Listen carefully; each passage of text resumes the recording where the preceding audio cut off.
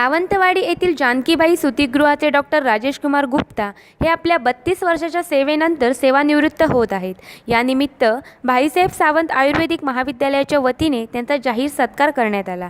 यावेळी माजी मुख्यमंत्री खासदार नारायण राणे, महाविद्यालयाचे अध्यक्ष ॲडव्होकेट दिलीप नार्वेकर, विकास सावंत, सौ तरण गुप्ता, प्राचार्य दीपक तुपकर, रमेश पै, बाळ बोर्डेकर आदी व्यासपीठावर उपस्थित होते. यावेळी सावंतवाडी ही माझी कर्मभूमी आहे, ती मी सोडून जाणार नाही असा विश्वास डॉक्टर गुप्ता यांनी सावंतवाडीकरांना दिला. यावेळी श्री गुप्ता यांचा सपत्नीक माजी मुख्यमंत्री नारायण राणे यांच्या हस्ते सत्कार करण्यात आला. प्रश्नाला उत्तर देत 32 वर्ष झाली आहे आणि आता मला असं वाटायला लागलं की लोकांनी त्याला काही शिक्कामोर्तब करून आयुर्वेद संधी म्हणून पटवून दिली.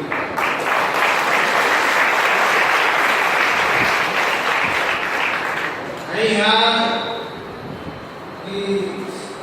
आपण आयुर्वेद संधी म्हणून आपल्याला म्हणतोय त्याचा मोठा काम जो केला आहे हे माननीय नारायण राणे साहेबांनी आपल्याला सांगू इच्छितो की महाराष्ट्रामध्ये आम्ही गेले 50-60 वर्ष स्वातंत्र्य झाल्यानंतर तरी इथे डॉक्टरी पेशामध्ये आहोत, पण सरकार मार्फत जे काही आपल्याला काही प्रोटेक्शन मिळालं पाहिजे त्याचा मोठा काम संजीवनी देण्याचं काम मान्य राहण्याचं केलं आहे. आपण पुढे असताना त्यांनी मंत्रिमंडळाला कळून दिलं की हे जे काही 50-60 हजार काही डॉक्टर्स आहेत ज्या महाराष्ट्रामध्ये कार्यरत आहेत त्यांच्या सेवाशिवाय हेल्थकेअरमध्ये एक डॉक्टर आज शहरात शेकडोनी डॉक्टर असतात. छोट्या छोट्या शहरात मुंबईच्या शहरामध्ये हजारो डॉक्टर आहेत, पण नागरी सत्कार होण्याचं भाग्य किंवा नागरी सत्कार होणारे आमचे राजेश कुमार गुप्ताजी आहेत.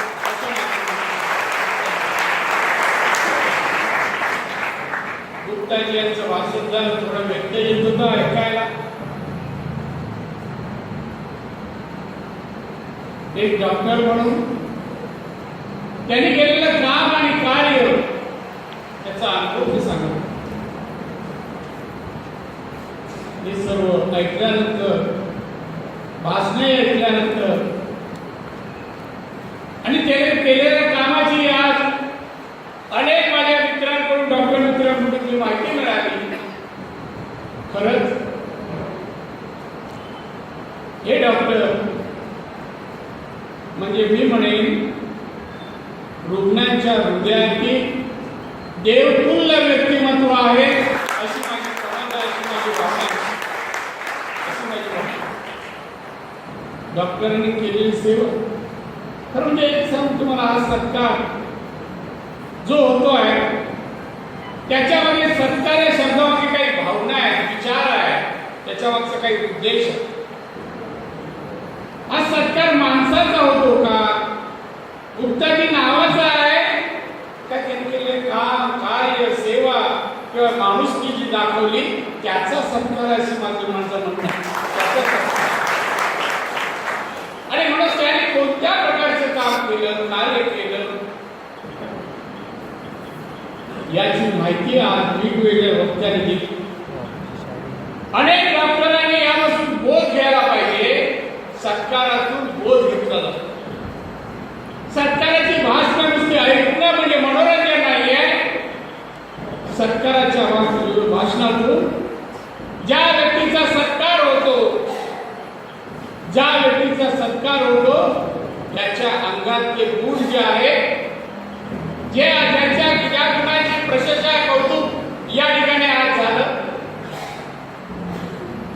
डॉक्टर सेवाभावी आहे, दिवस रात्र सेवा करण्यासोबत त्यांचा धर्म समजतात. कोणत्याही डिपार्टमेंटचा कोणत्याही प्रकारचा रुग्ण आला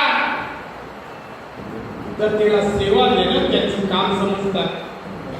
कधी कोणाला सेवा देत नाही, तपासत नाही असं ते कधीही सांगितलं नाही. त्यांनी त्यांच्या जीवनात विविध माध्यमातून डॉक्टर या नात्याने केलेलं काम आणि कार्य आणि कर्तृत्व याचा सत्कार